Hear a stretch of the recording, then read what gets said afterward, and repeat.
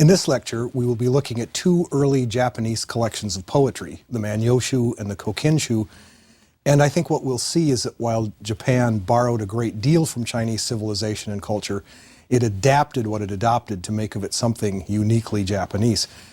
Japan was a relative latecomer to civilized life. The agricultural revolution based on rice didn't happen until the 3rd century BCE, by which time a number of the great civilizations in the Middle East had already risen and fallen. The pyramids were over 2,000 years old. Alexander the Great had conquered the Persian Empire. The Mahabharata was being created in India, and China had been an organized state for over 1,400 years. In catching up, Japan borrowed a great deal from China.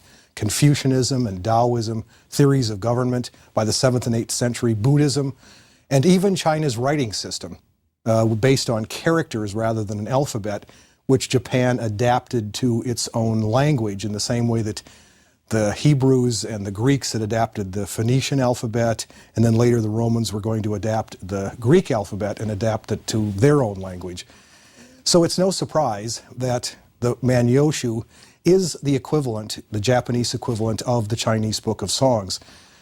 Its poems were composed over about 2 centuries. The latest one is dated about 759, and it has something of the same breadth that the earlier Chinese anthology did, containing folk songs and farming songs and festival songs, and featuring all manner of voices, from emperors to fishermen, and a lot of women poets who, interestingly, were in the best position to write Japanese poetry, since in the 8th century, most educated Japanese men would have written and spoken Chinese, which would have been their medium for poetry as well.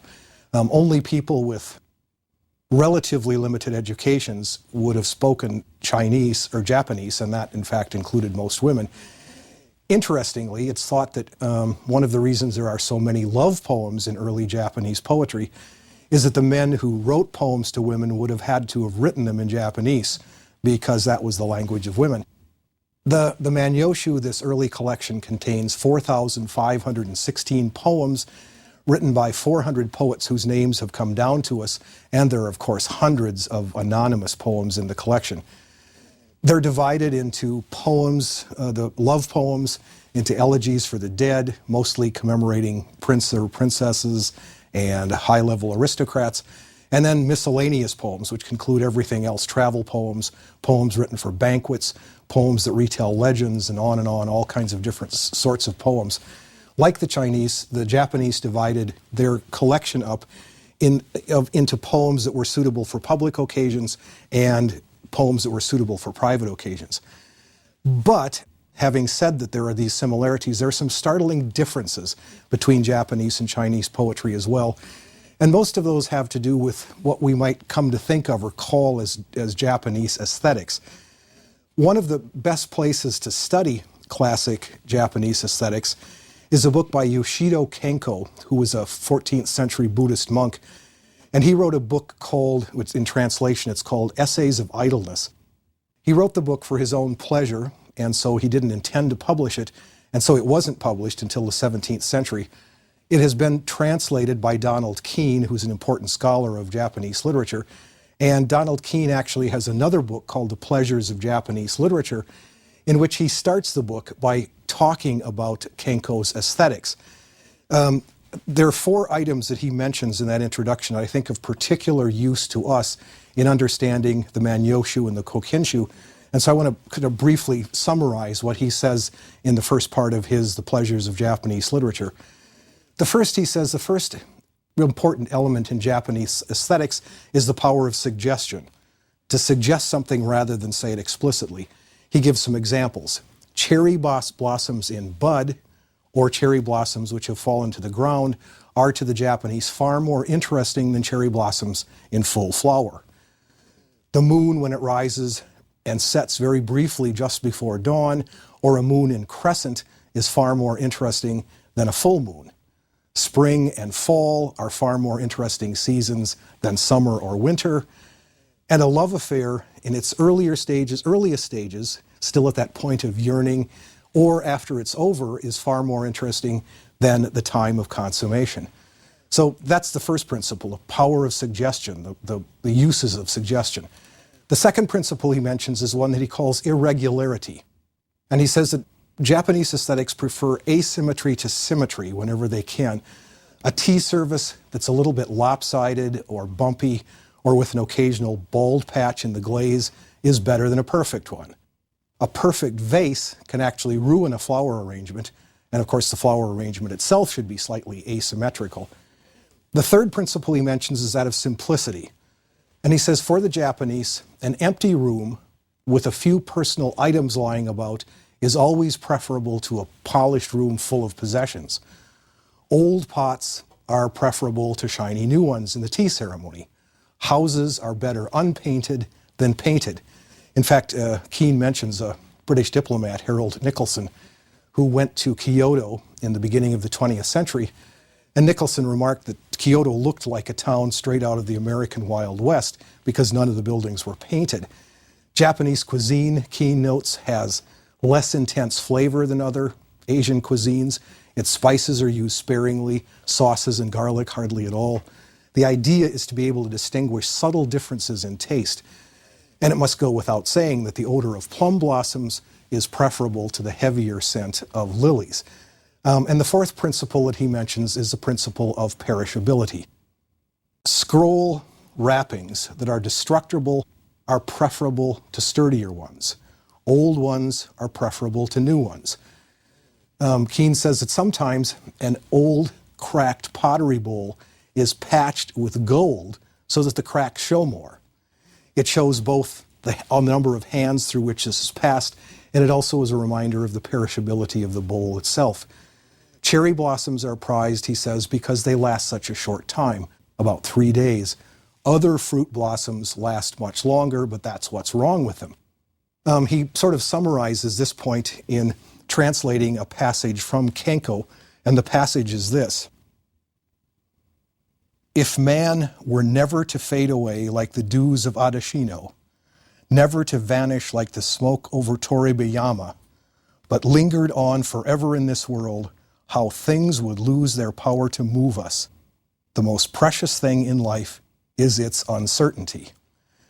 And Keene also says that, although I don't know whether Kenko says this or not, Keene says, perhaps that's why the Japanese made their temples out of wood, because that makes them, rather than stone, that makes them perishable and hence enhances their aesthetic value. All of these principles show up in the Manyoshu, the first collection of Japanese poetry. Suggestion shows up in the love poetry because love poems hardly ever describe the poet meeting his or her lover. Rather, they show the yearning, the leading up to the love affair, or they show the sorrow when it's all over. Irregularity shows up in the Manyoshu in the standard Japanese verse forms, which always have an uneven number of lines. If we remember from the last lecture, we said that the basic unit of Chinese poetry is the couplet, and the symmetry of that is underscored by the fact that the couplets rhyme on even numbers so that 2, 4, 6, and 8 will rhyme. The essential form of Japanese poetry, on the other hand, is the tanka, which is a 5-line verse which has 5 syllables in the first line, 7 in the second, 5 in the third, 7 in the fourth and fifth. Japanese poetry is not an inflected language, as English is, in which every word comes with its proper accent. When we look up a word in the dictionary, we always see not just how to pronounce it, but what syllable the accent falls on.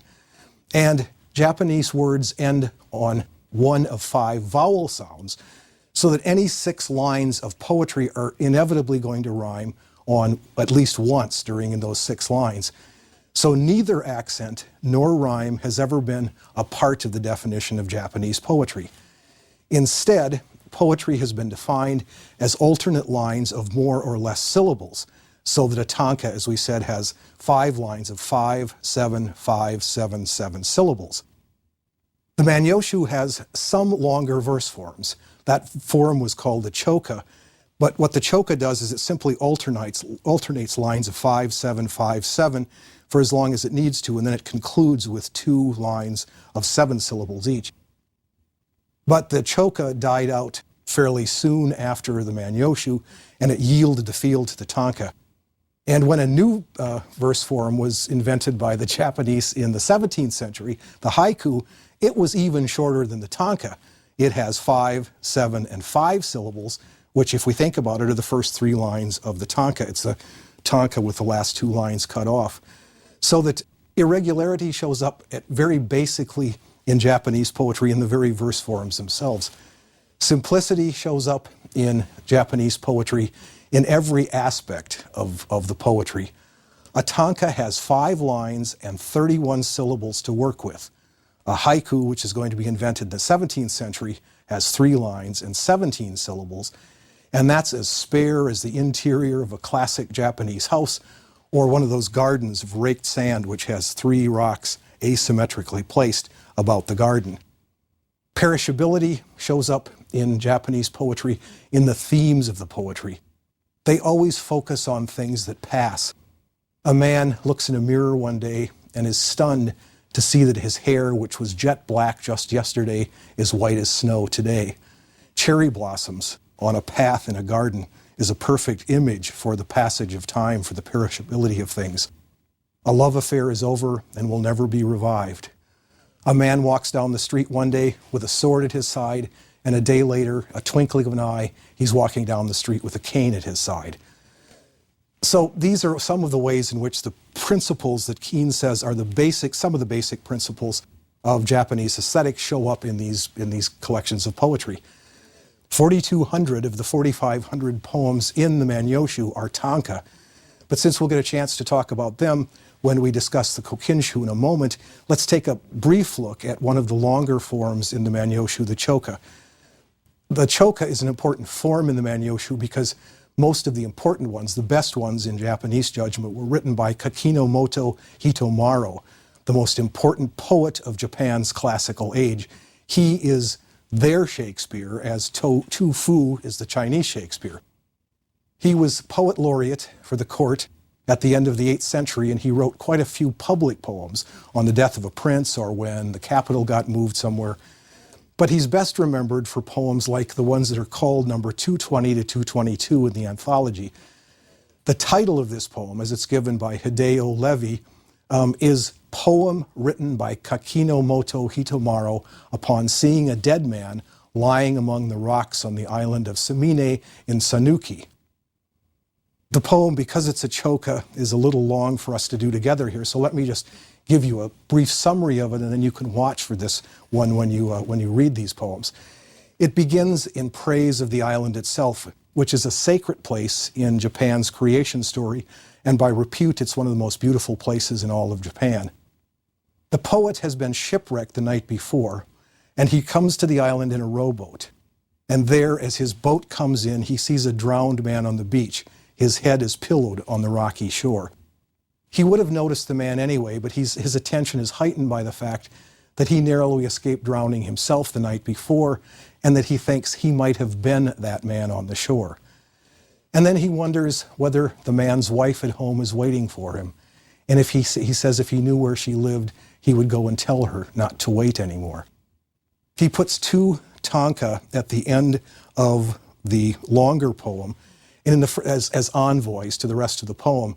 In the first tanka, he says that if the man's wife were here, she'd want to go gather greens from the island to feed her husband. But, he says, isn't the season of greens over? Of course, it's the man's life that's over, but the gentleness and tact of the question is loving and delicate and caring. And then the final envoy of this poem takes us back to the picture of the dead man, his head pillowed on rocks, washed by the waves, a picture that suggests the human condition itself, a single anonymous dead man in a sacred place of great beauty. And all of this by itself illustrates the Japanese aesthetic as it's characterized by Donald Keene and as described by Kenko. The Kokinshu was published several hundred years after the Manyoshu in about 905. Even more clearly than the earlier volume, it illustrates the Japanese aesthetic. For one thing, its range of voices is far more limited. This was a court anthology, so that the voices here are limited to the aristocracy at court. And it uses only tanka, 20 volumes of tanka, because 31 syllables is very, very compressed. Situations and emotions are likewise very circumscribed. And so as shortcuts, certain symbols and images and situations recur over and over again many times. In the 1,100 poems that make up the Kokinshu, there are only a couple of thousands of base words, so that the same words get used over and over and over again. The dominant themes of the anthology are the qualities of nature, the seasons, human response to the changing seasons, human emotions, especially the emotion of love. 6 of the 20 volumes are dedicated to poems about the seasons. And again, typically, this is what Keene was telling us earlier, 2 volumes each to spring and fall, 1 volume each to summer and winter, which are far less favorite seasons of the Japanese. And 5 of the 20 volumes are dedicated to love poems. That is 25% of the total. And maybe in spite of those restrictions, or maybe even because of those restrictions, the volumes are filled with delicate, little tiny gems. Since love is such an important theme in this book, we'll look at several love poems by an important woman poet in the collection, Ono no Komachi. According to a biographical note in Stephen Carter's Traditional Japanese Poetry, she was a lady in waiting at the court in the 850s and 860s. By tradition, she was extraordinarily beautiful. By tradition, she was sought by many men. By tradition, she also was generally hard-hearted enough to make it difficult for many of those men. Tradition also has her dying in poverty and rags on the street, but most scholars doubt that may be just a form of posthumous male revenge. One of her poems is a poem of consummated love. As we said, this is fairly rare in Japanese poetry, but this poem of consummated love is explicit enough that I think it needs no explication. I think we get it just when we hear it. This is Helen Craig McCullough's translation. Autumn nights, it seems, are long by repute alone. Scarcely had we met when morning's first light appeared, leaving everything unsaid. If you note in McCullough's translation, she translates the tanka syllable for syllable so that her translation has exactly the same syllable structure as the Japanese, 5 lines with 5, 7, 5, 7, 7 syllables, which means that by translating this way, she can suggest the compression and density and suggestiveness of the original, while, as she admits, sacrificing perhaps some other qualities. Here's a second poem by the same poet. So much I have learned. The blossom that fades away, its color unseen, is the flower in the heart of one who lives in this world. This one, the 1 in line 5, is accurate, but since this occurs in a collection of poems about love, it probably isn't just a generic one, but some special, specific one, and perhaps more likely some man. The words blossom and fades and color and flower form a cluster of words, which is called an engo in Japanese, E-N-G-O, and an engo functions somewhere halfway between a symbol and a metaphor. What the poem says is that something is being compared to a fading flower. But what? Something in a man's heart. It might be love or sexual passion or his desire for her. But the color is unseen, she says. So what do we make of that? If the color is unseen, how do we know that it's fading? Well, remember what the Chinese told us about how to read poetry. We have to start with a poem and then work our way back to look for the situation that lies behind it, the pressure that made the poem necessary in the first place. So we can at least make some guesses at this. What's fading is the flower in the heart, which is not seen. On the outside, from all appearances, the man looks the same and says the same things and does the same things that he always did. It's inside where the color has faded. Appearances lie, that is, he looks the same as he usually did. The heart tells the truth, but the heart is unseen, it's invisible, and that makes it very hard to read. And this is a lot of complication for a 31-syllable poem. A different translation of this same poem, this one by Arthur Waley, teases out some of that meaning of this poem, while again sacrificing some of the meaning that McCullough gets out of hers. His translation of this same poem says, A thing which fades with no outward sign is the flower of the heart of man in this world. It's, as we said about Chinese poetry, one of the things that's true of Japanese poetry, maybe even more true of Japanese than Chinese poetry, is the fact that the same poem can be translated in many, many different ways, each one teasing out some aspects of the suggestiveness of the original. Japanese poets, because they had such small forms to work with, learned to use double meanings and puns and wordplay and allusions and conventional symbols to get what they had to say into those 31 syllables. But like Chinese poets, they tend to be visual whenever they can be, and to let the picture do as much of the work of suggesting the mood or feeling or emotion of the speaker as is possible. Here is another Ono no Komachi poem. In this forlorn state, I find life dreary indeed. If a stream beckoned, I would gladly cut my roots and float away like duckweed. For us, readers of Western poetry, this translation seems straightforward in a Western kind of way. The subject of the poem is I, and the duckweed comes in as a simile at the very end, and so the poem would say something like, I would float away like duckweed. But in Japanese poetry, as in Chinese poetry, the picture is supposed to be foremost. That's what is supposed to be the heart and soul of the poem, and as it was for Wang Wei and for Tu Fu last time. The reader usually has to wait for the ending of the poem to find where the subjective aspect is, where the subjectivity gets linked to the picture. So here the subject of the poem would really be the duckweed. The I is referred to at the very end and then is linked back to the duckweed rather than the other way around. So a more Japanese way of reading this poem would be something like this. If a stream beckoned, duckweed would cut its roots and float away. I, in this sad state, find life unhappy indeed. Here what we have is we have the picture first and then we link the subjectivity to the very end. Japanese writers don't very much like dotting their I's or crossing their T's either. And so here we have to sort of guess at what this beckoning stream might be. It might be a man or simply a call to go somewhere, to change, to do something different. What's clear is that picture of a duckweed which is willing to cut its roots and to float away down the stream tells us something about the poet and the state of her heart. One last Ono no Komachi poem can illustrate one more facet of Japanese poetry. This is Helen McCullough again, her translation. The poem is, Alas, the beauty of the flowers has faded and come to nothing, while I have watched the rain, lost in melancholy thought. McCullough tells us about this poem that this one is extraordinarily rich because almost every word in this poem can mean more than one thing. Flowers, she says, can mean feminine beauty. The word she translates as beauty can mean color or situation or even possibly sexual passion. Fade can mean scatter or change as well as fade.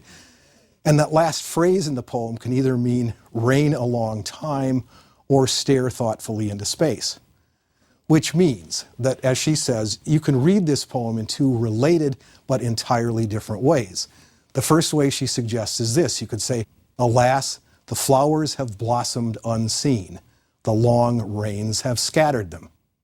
That makes it a seasonal poem about looking at a path or a yard or a garden full of fallen blossoms. And that is a powerful metaphor itself. It has metaphorical meaning and we can read that in whatever way we want to. Or it can mean something like, my youth has fled and served me little.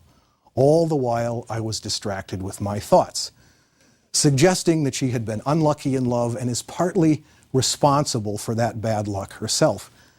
McCullough has a wonderful little book called Brocade by Night, in which he talks about some of the problems and difficulties and challenges and rewards of translating Japanese poetry.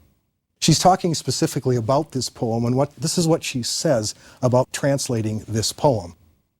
She says to choose a single one, and by one here she means meaning or reading or translation, To choose a single one is to run the risk of losing the overtones so beautifully abundant in the original. On the one hand, the rich Chinese literary associations of the lonely lady in springtime, and on the other, the implied comparisons between the flowering tree and the woman's youth, two especially poignant examples of the transitoriness of beauty, between human sorrow and the dark moods of nature, and between rain and tears. Komachi's poem is neither metaphorical nor symbolic.